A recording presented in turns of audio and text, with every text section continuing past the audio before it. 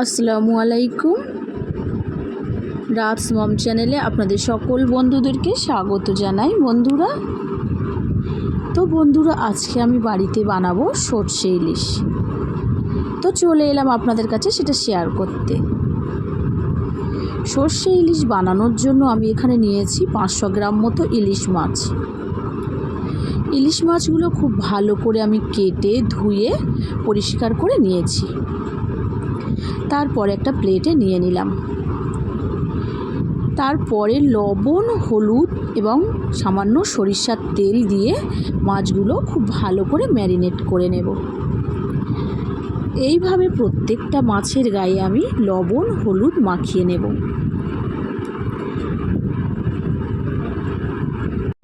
লবণ, হলুদ এবং সরিষার তেল দিয়ে মাছটা ম্যারিনেট করা হয়ে গেলে একটা সাইডে রেখে দিলাম। এবার একটা ব্লেন্ডার নিলাম, দিয়ে দেব 2 চামচ কালো সর্ষে, 2 চামচ সাদা সর্ষে, আর দিয়ে দেব 2 চামচ পোস্ত।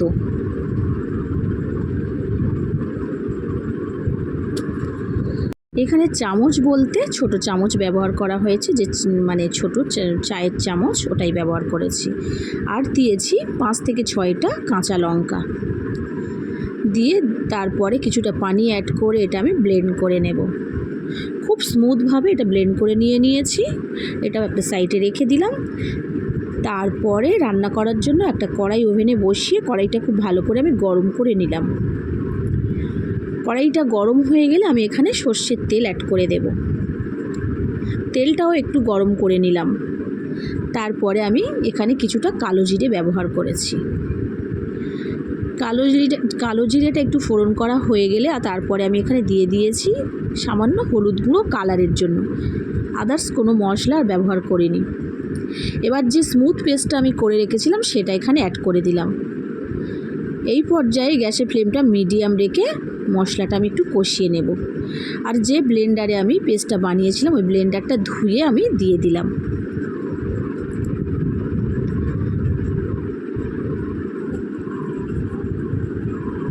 সামান্য লবণ আর সামান্য চিনি ব্যবহার করেছি আমি এখানে। যেহেতু মাছটা লবণ দিয়ে ম্যারিনেট করা ছিল সেই অনুযায়ী ঝোলের মধ্যে আমি সামান্য লবণ ব্যবহার করেছি। তারপরে ঝোলটা যখন এইভাবে ফুটে যাবে তখন ম্যারিনেট করা মাছের পিসগুলো আমি এখানে দিয়ে দেব। দিয়ে খুব সাবধানে খুন্তি দিয়ে একটু নাড়াচাড়া করে একটা ঢাকনা চাপা দিয়ে গ্যাসের ফ্লেমটা মিডিয়াম রেখে এটা আমি 15 মিনিট রান্না করে নেব মিডিয়াম আঁচে।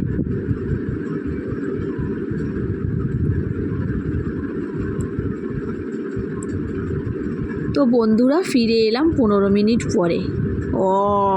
লুকিং তো ইয়াম্মি।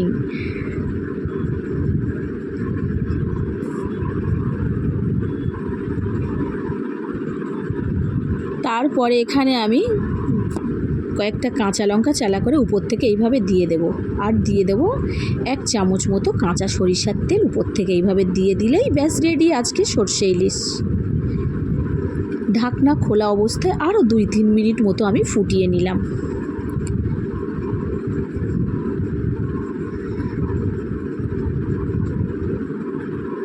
একদম পারফেক্টভাবে সরষে ইলিশ রেসিপিটি আমার রেডি হয়ে গিয়েছে।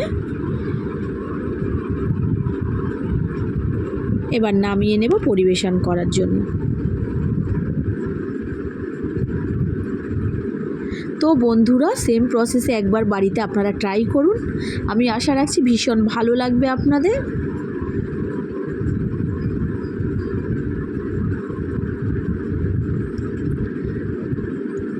তো পরিবেশন করার জন্য চলে এলাম একটা পাত্র নিয়ে।